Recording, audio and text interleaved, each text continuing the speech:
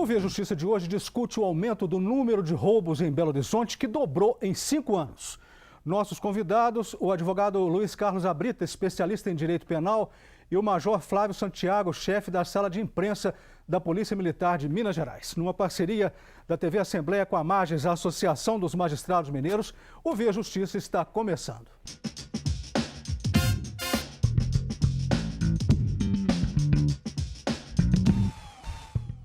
Quais são as estatísticas? Quantos casos de roubos por dia em Belo Horizonte?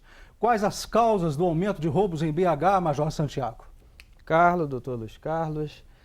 Olha, é muito interessante, você falou, nos convidou, falando dessa dobra nos crimes contra o patrimônio, principalmente roubos em Belo Horizonte ao longo de 5 anos. É importante trazer para o seu programa e já começarmos a trabalhar na sociedade brasileira uma desconstrução dessa análise fria da estatística. Por que eu estou falando isso? Belo Horizonte foi palco ao longo dos últimos anos de grandes eventos. Na verdade, Minas Gerais. O Brasil como um todo, mas Minas Gerais também sediou Copa das Confederações, Copa do Mundo, Olimpíadas. Tínhamos aqui em Belo Horizonte como uma cidade satélite, digamos assim, em relação ao carnaval. Muitas pessoas saíam daqui para outros estados. Hoje não, Belo Horizonte traz pessoas para cá. Tivemos ano passado mais de 2 milhões de pessoas. Carnaval revigorou em Belo Horizonte, né? Revigorou, mais de 2 milhões de pessoas. Esse ano, mais de 3 milhões de pessoas, segundo dados da Belotour. E isso impacta, com toda certeza, nesses dados objetivos. Por que eu começo a falar em desconstrução de uma análise fria da estatística? Eu tinha um professor que falava na ciência criminal da estatística do sobe e desce. Subiu, desceu. Só que muitas das vezes não se analisa o contexto para falar da estatística. E aí eu trago esse dado que é importante. Esse número em valores absolutos, eles não podem ser descredenciados desse aumento populacional, principalmente da população flutuante. Aí alguns especialistas vão perguntar, mas espera aí, esse dado de população flutuante não entra no cômputo de análise, por exemplo, do índice de criminalidade violenta? Não entra. O que entra, via de regra, é a população da cidade. E, Carlos, se você tem um aumento de 3 milhões de pessoas, você vai ter um aumento também no número de eventos absolutos. Como que o senhor comenta essa colocação do Major Santiago, doutor Abrita? Major, Carlos, telespectadores, sem dúvida alguma que há um impacto. Isso não há dúvida alguma. Mas a questão, obviamente, passa por um problema de natureza também social, né? Sem dúvida que tem esse impacto, mas a própria modificação da condição do país, da condição social. E o problema maior, a falta de estrutura cultural e social, que é a base de toda a questão, gera cada dia mais o aumento da criminalidade.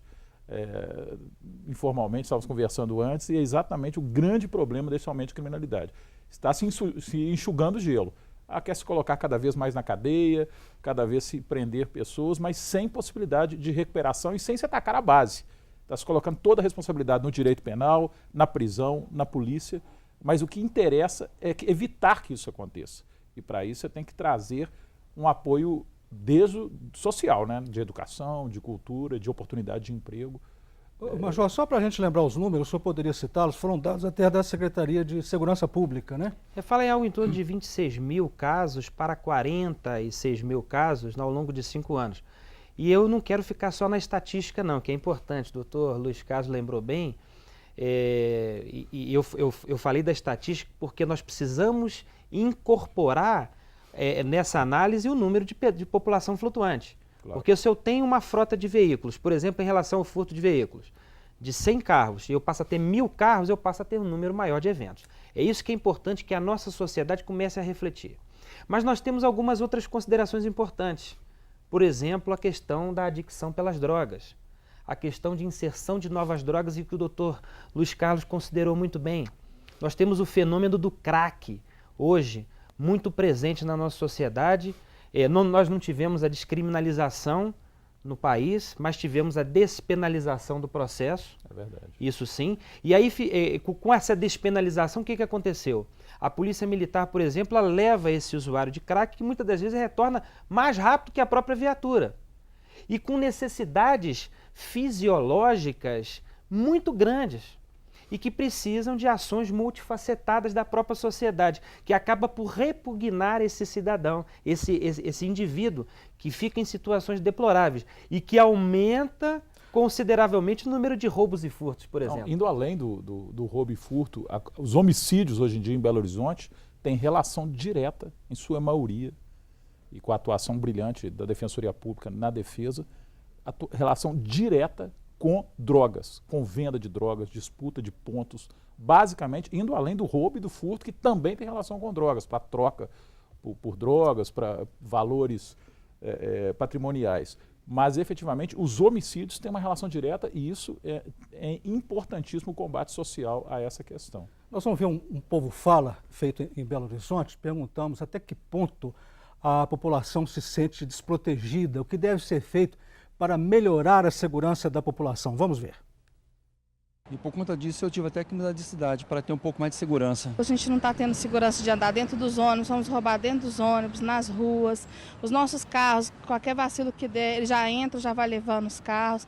Acho que deveriam colocar mais policiamento. A violência está ligada diretamente com a falta de educação. Quando eu digo educação, não é educação só de berço, não. É educação nas escolas, entendeu? Escola para todo mundo e trabalho para todo mundo. Eu acho que poderia dobrar o policiamento nas ruas. A cidade ela anda um pouco abandonada, o policiamento anda muito fraco. Infelizmente, muita gente na rua, né, sem o que fazer, sem emprego, isso tudo influi no aumento da criminalidade. E então não me sinto seguro. Major, o senhor responde. Como é que o senhor viu a fala popular? Interessante a chegada dessas informações, né? A Polícia Militar tem se associado muito à aproximação da sociedade, principalmente com bases comunitárias, com a inserção de rede de vizinhos protegidos, a aproximação para ouvir o cidadão. Evidentemente que, como o doutor Luiz Carlos falou, não é mantendo o cidadão preso, mas ele precisa passar pelo processo. Por exemplo, na repetição criminal, que é algo que a gente precisa interagir também, que tem a ver com essa falta de educação. Ano passado nós prendemos algumas pessoas, eu tenho esse dado que é interessante, nós prendemos em Minas Gerais 19 mil pessoas mais de uma vez, só no ano passado de 2016. Não que a prisão será o processo resolutivo, mas é interessante interagirmos com isso. E foi falado, né, muitas pessoas nas ruas. E outra coisa que é importante, comentava com o doutor Luiz Carlos aqui nos bastidores, nós tivemos um fato acontecido no Espírito Santo e vimos pessoas que não tinham nenhum atrelamento em tese com o processo de exclusão social, levando um souvenir por conta do processo da ausência da polícia momentaneamente, de uma loja. Pessoas que não tinham, em tese, a necessidade de delinquir, levando e se associando a esse tipo de infração. O que tem a ver com a cultura, o que um cidadão falou, é a cultura do jeitinho, é a cultura do gato de energia elétrica, né? E também de outros serviços que dificultam. Nós temos que começar agora nas escolas. A Polícia Militar, por exemplo, trabalha com o PROERD, que é o Programa de Resistência às Drogas, nas escolas. E aproveita para trabalhar essa questão do civismo, do patriotismo, da participação do jovem, inclusive nessas questões éticas, para que ele possa se empoderar disso também e fazer que esse processo de mudança seja uma tônica importante para a nossa sociedade. É interessante que antes de vermos as gravações disseram exatamente o que estamos comentando aqui. É interessante que é a falta de oportunidade de emprego que naturalmente gera para um marginalismo, não marginalidade, mas o indivíduo fica à margem da sociedade e aí a consequência natural é se aproximar, às vezes, de uma atividade escusa e essa questão sociocultural, que é fundamental, porque hoje em dia vê-se a dificuldade na escola, professores agredidos. Hoje é um assunto que pode não parecer que não tem relação com a marginalidade, com o aumento do roubo, mas tem relação lá na base, porque a partir daquele momento a violência já está ali dentro. E o próprio professor tem uma dificuldade ou se afasta do ensino, da cultura, e aí vai se criando cada vez mais a força da violência, da ameaça, que é o roubo. O roubo, na verdade, é o furto com a ameaça ou a violência. A diferença de um para o outro é que há ou a grave ameaça ou a violência no roubo. E o furto simplesmente se retira o patrimônio. E aí já vem essa questão da violência nas escolas, já gera uma consequência social com o tempo. Por isso que é tão importante se atacar a base, se reforçar a base com esses programas comunitários, com o apoio da sociedade de uma forma geral. Não adianta colocar toda a responsabilidade também no governo, que não tem capacidade, claro, para gerir isso, para se tentar a longo prazo, que hoje em dia não sei se nem a médio prazo se consegue, se modificar essa estampa. O Via Justiça faz agora um rápido intervalo e voltamos em instantes.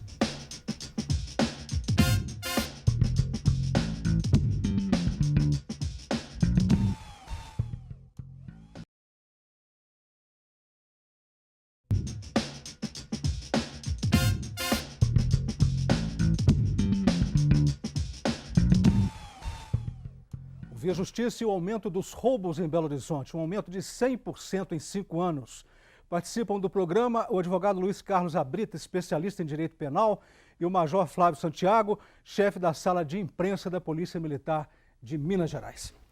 Vamos falar nesse bloco, major Santiago, doutor Abrita, sobre o empoderamento do criminoso para a realização desses crimes. Como explicar esse empoderamento, major?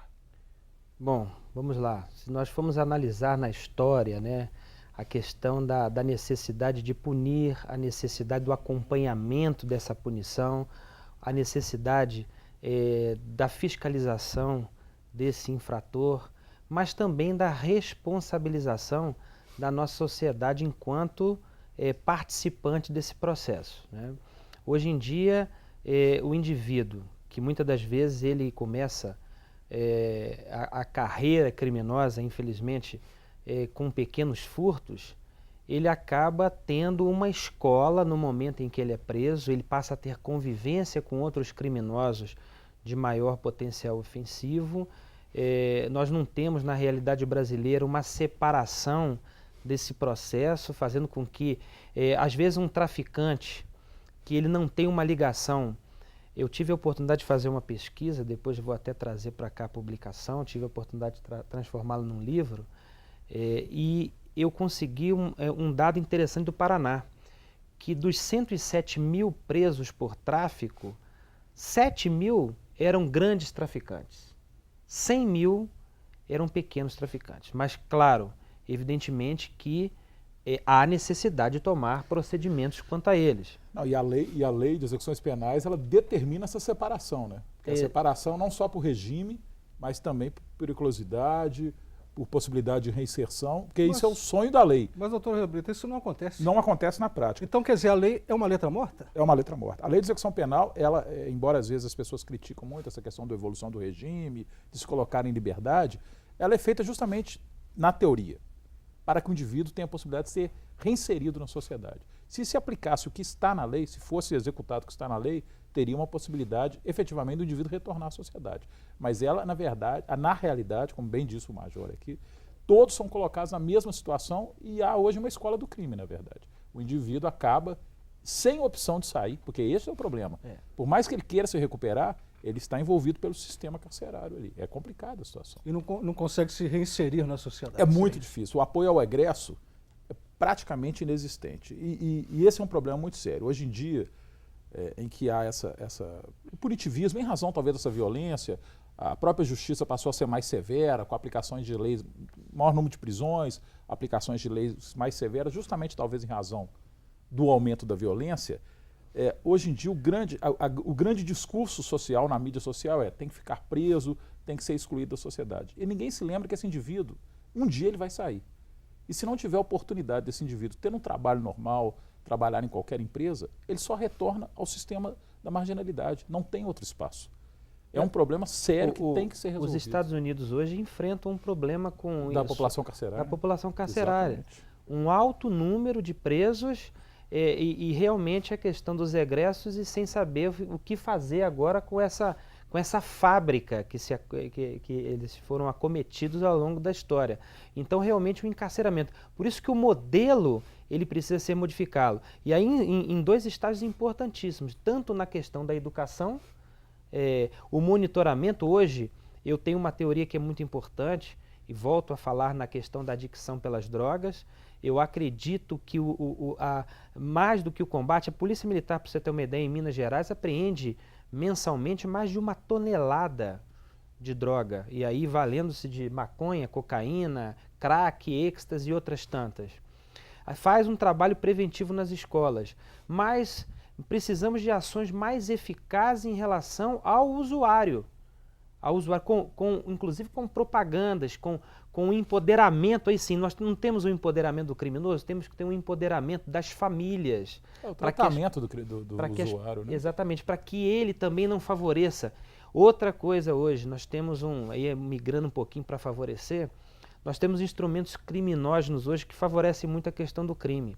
Hoje você tem um adolescente que trafega aqui na Praça da Assembleia com um celular, por exemplo, de R$5.000.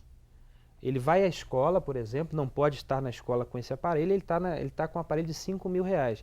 E ele acaba sendo um instrumento criminógeno na visão desse infrator, porque ele vai trocar por quê? Por droga, volta a cair nesse ciclo vicioso.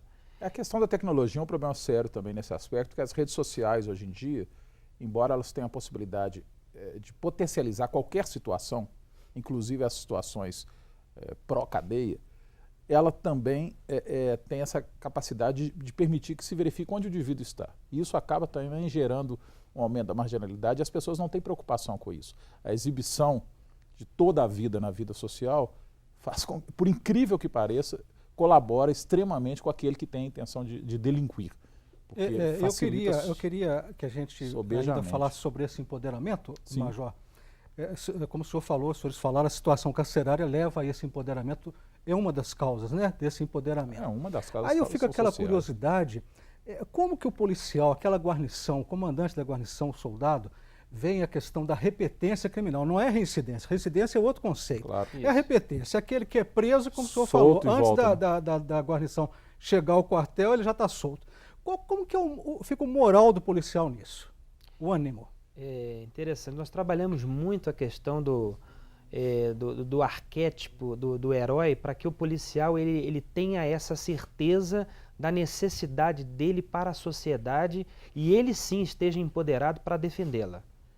Nós tivemos agora recentemente em Contagem perdemos a vida de um colega que teve que fazer a ultrapassagem à linha férrea e acabou tropeçando e uma locomotiva amputou a perna dele e o arrastou ainda por 100 metros. E ele estava realmente no intento de fazer a captura de infratores que estavam com armas e estavam ávidos ali ao cometimento do crime à sociedade. É esse empoderamento. Ele não pode se frustrar com essa condição, ele precisa interagir com a sociedade. Eu acho que as discussões perpassam quando ele faz parte da sociedade, interage com ela, rede de vizinhos, rede de comércios protegidos, ele passa a ser um ponto de inflexão importante para essa defesa. Então, ele usa isso como um facilitador, porque ele passa a conhecer as pessoas que atuam ali naquele ponto. Mas talvez até a sua pergunta seria sobre essa questão da justiça colocar em liberdade, né? Por quê?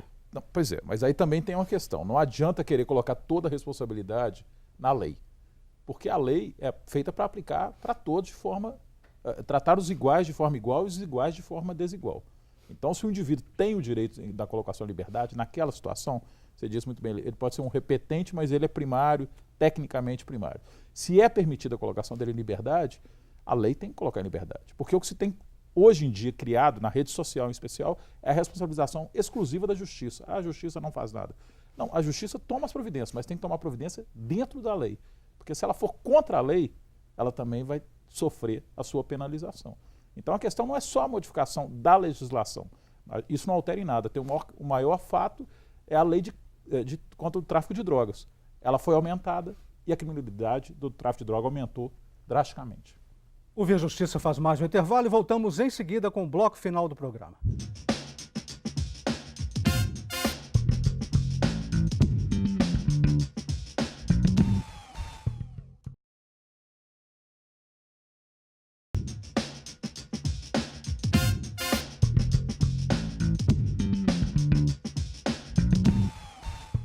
O Via Justiça discutindo o aumento de 100% em 5 anos nos casos de roubos em Belo Horizonte. Participando do programa, o advogado Luiz Carlos Abrita, especialista em direito penal, e o major Flávio Santiago, chefe da sala de imprensa da Polícia Militar de Minas Gerais. Major, estou lembrando ainda do Povo Fala no primeiro bloco, né? Tinha um cidadão lá que falou assim, mas é preciso um maior efetivo policial militar nas ruas, aumentou a população flutuante, mas é preciso um maior efetivo.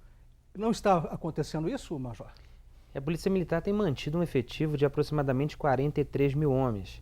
Em Belo Horizonte? Na verdade, em Minas Gerais. Minas Gerais, é a corporação toda, né? Isso. E é interessante que não adianta também entrarmos com um número majorado de policiais se você não tiver estratégia de trabalho em políticas públicas essenciais de base para fazer com que não haja um aumento da violência e da criminalidade. Hoje nós temos investido em tecnologia que aumenta e substitui isso, potencializam. Hoje você tem o monitoramento, por exemplo, através das câmeras de olho vivo, que você torna o trabalho do policial, você multiplica a ação dele, inclusive com pessoas treinadas para fazer isso, não policiais, que fazem essa verificação e auxiliam os policiais de rua. Nós temos em vários pontos da cidade mais de 500 câmeras, fazendo com que haja esse trabalho, esse fortalecimento, mapeamento criminal, geoprocessamento e outras tantas ferramentas que facilitam a inserção. Eu não acredito que a dobra, triplicar o número de policiais vai fazer. Nós temos que trabalhar políticas públicas de base e sim a aproximação da polícia, uma polícia cidadã, e a gente investe na polícia comunitária para que nós tenhamos o quê? O maior respaldo e uma diminuição da criminalidade em sua essência.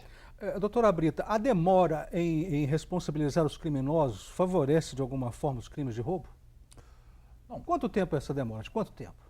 Realmente, o problema das varas hoje em dia, e aí é uma questão complicada, é a quantidade pequena de juízes por número impressionante de processos, em toda a esfera, não só no direito penal, como de qualquer natureza.